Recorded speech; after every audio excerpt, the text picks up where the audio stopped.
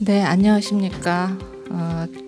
중앙방역대책 본부장입니다. 8월 4일 코로나19 감염병 관련 브리핑을 시작하겠습니다. 사회께서 말씀해 주신 것처럼 오늘은 조금 더 근거 자료를 보여드리면서 재유행 대응 정책의 판단 근거인 최근 국내외 유행 상황과 국내외 데이터 자료의 비교, 그리고 거리두기 방향에 대해서 말씀을 드리겠습니다. 자료를 좀 보여드리겠습니다. 제가 여러 번 말씀드린 바와 같이 코로나19 재유행 방역 대응의 기본 방향은 국민들께서 일상을 지속하실 수 있도록 방역과 일상의 조화를 추구하며 방역 당국은 치료제, 의료 시스템 대비를 꼼꼼하게 해서 건강 피해를 최소화하는 것입니다. 우리가 예방 접종, 치료제, 그리고 충분히 활용하고 감염 취약 시설을 보호하고 검사 역량을 확충을 하고자 합니다. 그간 한 3주간 일주일마다 2배씩 환자 발생이 증가를 하고 있었죠. 다행히 지난주부터는 천천히 증가세가 감소하고 있습니다. 아직 감소 단계에 들어서지는 않았지만 7월 첫 주, 둘째 주에 감염 재생산 지수는 1.5를 넘어섰습니다. 지난주부터 감소하기 시작을 해서 지금 현재 1.13까지 낮은 수준입니다. 1 이하로 감소해야 환자 증가세가 꺾이고 감소세로 시작을 하게 됩니다. 이전에 저희가 6월, 7월 달 향후 전망에 있어서 최대 1일 25만 명 이상 발생할 수 있다라고 여러 번 말씀을 드린 바가 있습니다. 저희가 의료 대응도 그에 맞춰서 대비를 해왔고요. 다행히 최근 환자 발생이 다소 꺾이면서 다소 예상했던 25만 명보다는 낮은 수준인 20만 명 이내의 수준의 환자 발생 가능을 예상을 하고 있습니다. 좌측에 있는 것은 우리 질병관리청 예측 자료고, 오른쪽은 가천대 교수님 팀에서 예측한 자료가 되겠습니다. 양쪽 연구에서 모두 20만 명 이내로 정점을 이룰 것으로 예상이 되고 있고, 하지만 유행은 다소 길게 지속될 수는 있을 것 같습니다. 하지만 향후 시간이 지나면서 면역 수준이 감소하는 인구가 더 증가할 것이고, 또 새로운 변이가 발생을 할 수도 있고, 지금 휴가철을 맞아서 사회적 접촉이 증가하는 등 여러 요인에 의해서 상황은 달라질 수 있음을 말씀드립니다. 현재 우리나라 상황에 대해서 국내외 자료와 비교를 통해서 설명을 드리겠습니다. 먼저 오미크론 변이가 독감하고 지금 많이 비교를 하고 계신데요. 어느 정도 위중함을 나타내고 있는지에 대해서 말씀을 드리겠습니다. 오미크론 변이는 작년에 유행을 했던 델타에 비해서는 상대적으로 위중도가 낮아진 것은 사실입니다. 하지만 그 중증도가 인플루엔자 수준으로 낮아진 것은 아닙니다. 하지만 높은 수준의 백신 접종률과 빠르고 조기에 투약하는 것, 그리고 의료관리 시스템을 통해서 인플루엔자보다 약간 높은 수준으로까지 관리가 가능할 것으로 기대를 합니다. 먼저 인플루엔자의 치명률과의 비교, 그리고 OECD 국가의 오미크론의 중증도 비교를 통해서 말씀드리겠습니다. 인플루엔자 치명률이 얼마나 되는지 먼저 보여드리겠습니다. 인플루엔자 치명률은 사실 계절 인플루엔자의 경우에는 우리가 통계를 많이 내지 않기 때문에 가장 정밀하게 분석된 것은 2009년 신종플루 팬데믹 당시 데이터입니다. 치명률 연구 결과를 보시면 좌측에 있는 것이 미국 CDC에서 나온 자료고, 우측에 있는 것이 우리나라 질병관리청에서 분석한 것입니다. 모두 미국 자료 0.02%, 또 우리 질병청 자료 0.016%로 유사한 결과를 보이고 있습니다. 반면에 코로나19 치명률을 보시겠습니다.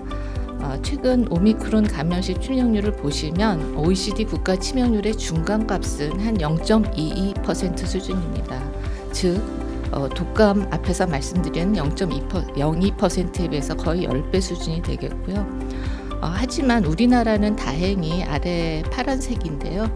0.04%입니다. 그래서 스위스 등과 함께 가장 낮은 그룹에 속하고 또 인구가 5천만 명 이상 주요 국가 중에서는 가장 낮은 수준으로 관리가 되고 있습니다.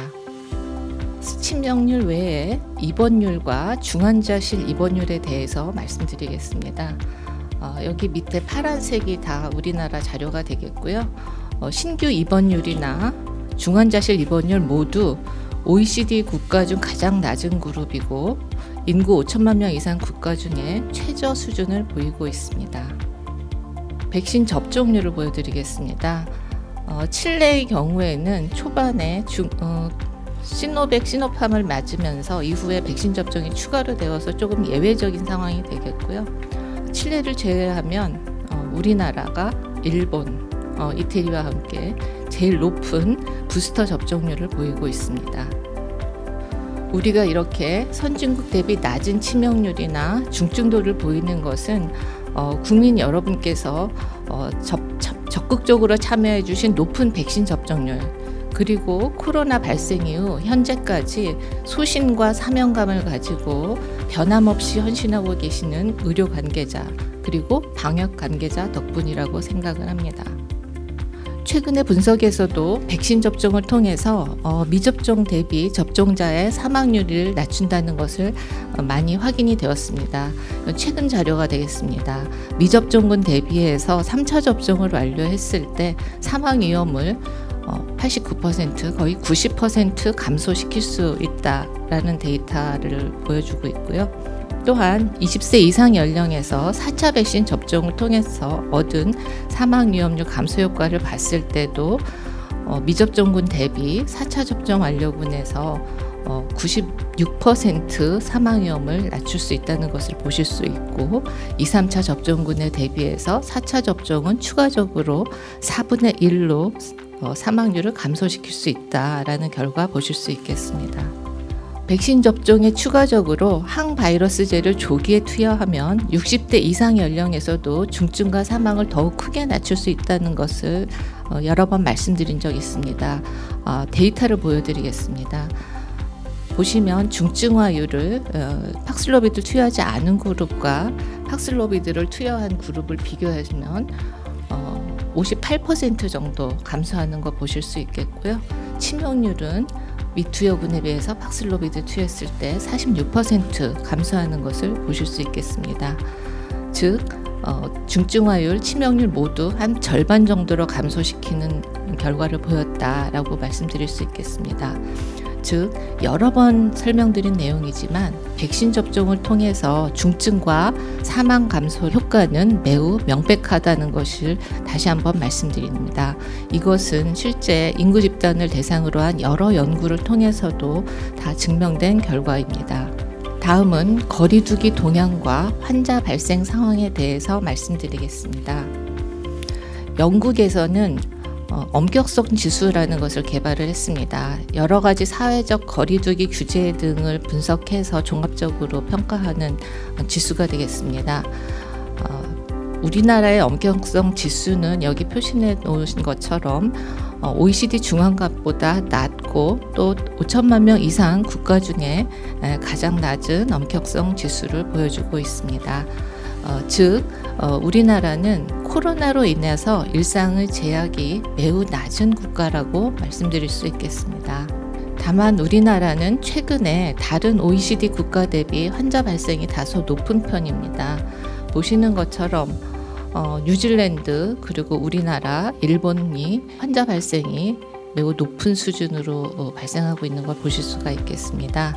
이는 우리가 비교적 일상의 제약이 없이 사회생활을 하고 있다는 것, 그리고 오미크론 등장 이후에 백신이 중증과 사망 예방 효과는 유지되는 반면에 감염 예방 효과는 다소 낮아진 것도 관련이 있을 것으로 평가하고 있습니다. 비록 이렇게 치명률이 낮다 하더라도 환자 수가 많이 발생을 하면 결과적으로 많은 사망자가 발생할 수 있습니다. 다음 슬라이드 보시겠습니다. 우리나라는 그렇게 환자가 많이 발생하는 것에 비해서 인구 대비 사망률은 환자가 비슷한 수준으로 발생하는 뉴질랜드, 일본과 비교했을 때도 훨씬 낮은 수준을 보여주고 있고 OECD 국가 대비해서도 매우 낮은 수준으로 사망률을 보여주고 있습니다. 즉 우리나라의 높은 백신 접종률과 효율적인 의료 체계는 환자가 많이 발생하고 있지만 총 중증 환자와 사망자를 강력하게 억제하는 힘을 발휘하고 있는 것을 알 수 있겠습니다. 인구당 총 사망자는 OECD 국가 최저 수준이며 5천만 명 이상 국가 중 두 번째로 낮습니다. 이는 우리나라가 비교적 제약 없이 활동하는 반면에 사회적인 희생 수준을 낮추고 있음을 말씀드릴 수 있는 지표가 되겠습니다. 다음은 우리나라 사망자의 주요 특성 분석 결과에 대해서 말씀드리겠습니다. 코로나19 유행은 크게 오미크론이 등장하기 이전과 이후로 나누어서 볼 수 있겠습니다. 즉 오미크론 등장 이전까지는 치명률이 매우 높은 질환이었습니다. 사망자 수를 보시면은 전체 사망자 중에 71.6%는 오미크론 이후에 발생을 하였고 사망자의 대부분이 기저질환을 가지고 있으셨습니다. 또한 연령이 증가할수록 사망률이 높아지는 것을 보실 수가 있겠습니다. 치명률을 보겠습니다. 오미크론 변이 유행 시기 전과 이후에를 비교해 볼 수 있겠습니다. 오미크론 이전 시기의 누적 치명률은 거의 1% 가까이 되었습니다. 근데 오미크론 변이 유행 후에는 0.1% 정도로 보이고 있어서 오미크론 이전에 비해서 10분의 1 수준으로 감소하였습니다. 하지만 0.1이라는 것은 여전히 앞에서 말씀드렸던 인플루엔자보다 훨씬 높은 수준입니다. 또한 이러한 치명률은 미접종자에서는 매우 높습니다. 오미크론 변이 유행 전이나 유행 후 모두 같은 결과를 보이고 있고요. 이렇게 치명률이 많이 낮아진 것은 저절로 낮아진다기보다는 추가적으로 우리가 여러 차례 1차, 2차, 3차 그리고 4차까지 예방접종을 받으셨고 우리 의료진이 적극적으로 치료를 함으로써 얻어진 성과임을 감안하면 현재 상황에 대해서 섣부른 방심은 금물이라고 생각을 합니다. 사망자의 다수는 잘 아시는 것처럼 연령이 높으시거나 기저질환이 있는 분들이 많습니다. 60세 이상부터는 연령군이 60대, 70대, 80대 이렇게 10세씩 증가할 때마다 4.5배씩 높아집니다. 다행히 여기 접종을 보시면은 접종을 1차, 2차, 3차 접종을 여러 번 하실수록 치명률이 감소하시는 것을 또한 보실 수 있습니다. 다음은 앞으로의 대응 방향에 대해서 설명드리겠습니다. 지난 2년 반 동안 많은 데이터가 축적되었습니다. 또한 백신 치료제가 나오면서 우리가 코로나에 대한 대응 상황은 변화가고 있습니다. 이에 따라서 지금의 상황에 맞는 방역 전략이 필요하다고 판단합니다. 우선 업종이나 영업시간 중심의 거리두기는 상대적으로 치명률이 낮고 또 전파력이 높은 특성을 가진 오미크론 유행 상황에서는 효과가 다소 낮아진 것으로 평가되고 있습니다.